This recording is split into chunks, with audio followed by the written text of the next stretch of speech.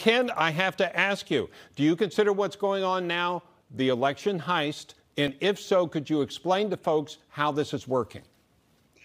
You know, Bob, it's pretty extraordinary to see this taking place right before our eyes. I wrote this scenario about 8 months ago, and I did it after years of research into the security flaws of our electronic voting systems, our machines and the software controlling them. And what we're seeing now is exactly what I put in my book, The Election Heist, which is a fiction, but it is not a fantasy. So what's happened in Antrim County, Michigan, is that you had a so-called glitch in the software that flipped 6,000 votes from Trump to Biden. They were eventually switched back. Why? Because there was an alert supervisor of election who saw that anomaly. It was a Trump county. It was going to Biden. She didn't understand why, and she investigated. That's exactly what happens in my book.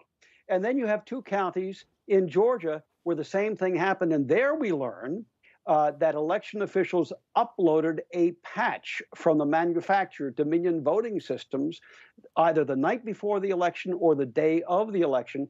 As the supervisor later told the media, this never, ever, ever happened, which is absolutely true. You never upload a patch to the election software just before the election because it has to be certified by Democrats and Republicans in trial runs before the election. This also is right out of my book.